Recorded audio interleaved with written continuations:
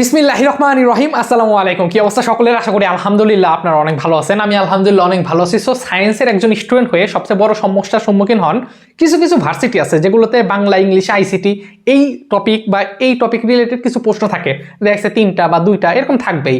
তো আমাকে অনেকেই মেসেজ করছেন যে ভাইয়া এই যে আমাদের ইংলিশ আছে, বাংলা আছে, এর জন্য আলাদাভাবে কি পড়তে হবে। তো দেখা যায় যে আসলে আপনাদের যে ডিপার্টমেন্টাল যে সাবজেক্টগুলো অর্থাৎ ফিজিক্স, কেমিস্ট্রি, ম্যাথ এইগুলো পড়তে পড়তে সময় চলে যায়। তো এইগুলো কখন পড়বেন বা এইগুলো আসলে কি করুন, আজকে এই ভিডিওতে আমরা এই বিষয়টা নিয়ে ইনশাল্লাহ আলোচনা করার চেষ্টা করব। তো চলেন কথা না বলে শুরু করি।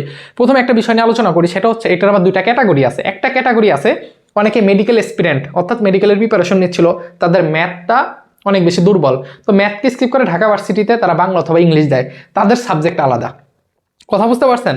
আর আজকে আমাদের কোন সাবজেক্ট নিয়ে আলোচনা করবো, আমরা হচ্ছে সেই সাবজেক্টটা নিয়ে বেশি আলোচনা করার চেষ্টা করব, যেটা হচ্ছে আপনাকে মাস্ট বি দাগাইতেই হবে। মানে আপনার বাংলা ইংলিশ দাগানোর কোনো ইচ্ছা নাই, কিন্তু জাহাঙ্গীরনগর ইউনিভার্সিটিতে আপনি পরীক্ষা দিতে গেলে আপনাকে 2টা দাগাইতেই হবে ইংলিশে, বা 3টা বাংলা দাগাতেই হবে ইনক্লুড।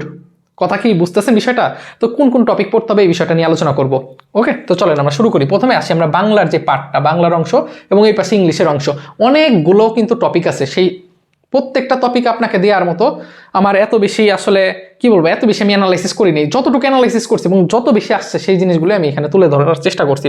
প্রথমে আসেন বাংলাতে। দেখেন, মনে রাখবেন বাংলাতে একটা আছে উপন্যাস, একটা আছে গল্প, পদ্য, গদ্য, এই আছে। এইগুলো আসে না। কোথায় আসে না? যেখানে দেখা যাচ্ছে যে আপনার এমসিকিউ ইংলিশ বাংলা মিলে রাখলাম, বুঝছেন, 3টা এমসিকিউ থাকে বা 2টা এমসিকিউ থাকে, ওইগুলোতে গদ্য পদ্য থাকে না, ওইখানে ব্যাকরণের থেকে বেশি আসে। বুঝছেন কথা কি বলছি? যে সকল ভার্সিটিতে 2টা অথবা 3টা করে এমসিকিউ থাকে।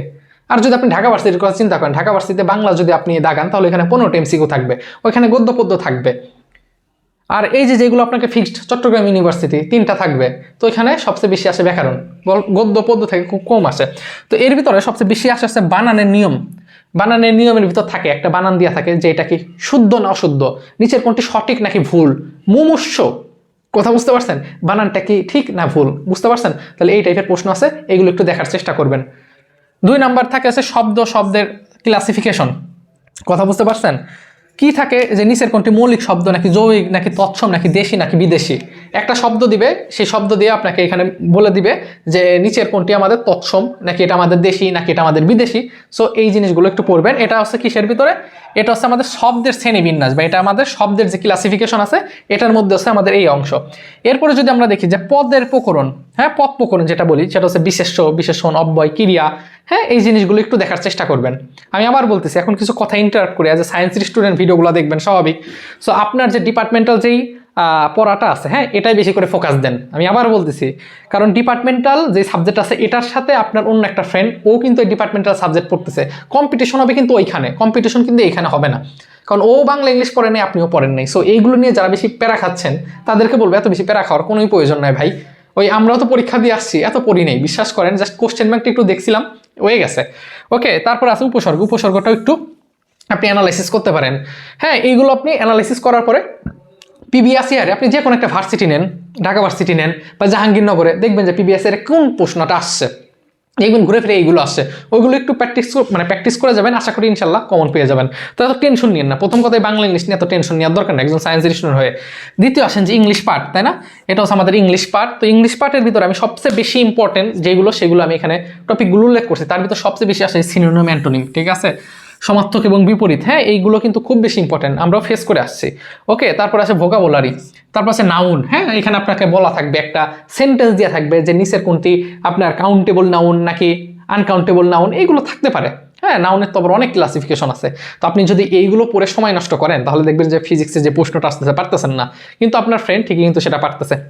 এরপর আছে অ্যাপ্রোপ্রিয়েট প্রিপোজিশন। হ্যাঁ অ্যাপ্রোপ্রিয়েট প্রিপোজিশনের আবার ভাগ আছে, এটা আছে অ্যাপ্রোপ্রিয়েট প্রিপোজিশন। অ্যাপ্রোপ্রিয়েট মানে কি, দেখবেন যে কিছু কিছু সেন্টেন্স আছে তার আগে অ্যাট, এটা ফিক্সড বসবেই, একটা সেন্টেন্স থেকে অ্যাট অমুক, ওটা ফিক্সড, হ্যাঁ এটাকে বলা হয় অ্যাপ্রোপ্রিয়েট। তো এগুলো একটু দেখবেন। হ্যাঁ এরপর আছে সেন্টেন্স কারেকশন, সবচেয়ে বেশি ইম্পর্টেন্ট এটা। হ্যাঁ ওইখানে অনেক সময় বলা থাকবে যে নিচের কোনটি আসলে আপনার সেন্টেন্স কি সঠিকভাবে গঠন হয়েছে কিনা, আপনার কাছে 4টা অপশনই দেখে মনে হবে আরে সবই তো সহজ, কিন্তু আসলে প্যাচ দিয়ে দিবে, ঠিক আছে।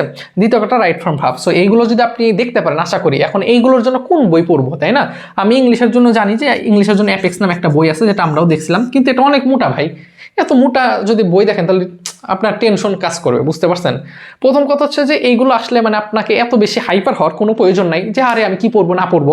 কারণ আমার কথা হচ্ছে আপনি একজন সায়েন্সের স্টুডেন্ট, আপনি ভাই ফিজিক্স কেমিস্ট্রি ম্যাথ বায়োলজি এগুলো আপনার যেন কোনো পারা জিনিস ভুল না হয়, এই জিনিসটা ইনশিওর করবেন ফার্স্ট অফ অল। দ্বিতীয় কথা হচ্ছে পরীক্ষার আগে ওই একটু প্রশ্ন ব্যাংক আছে না, প্রশ্ন ব্যাংক থেকে একটু দেখবেন যে কি টাইপের প্রশ্ন আসছে। তো দেখবেন সিনোনিম অ্যান্টোনিম আসছে, অ্যাপ্রোপ্রিয়েট প্রিপোজিশন, টেন্সের এই টাইপের প্রশ্ন ঘুরে ফিরে আসছে।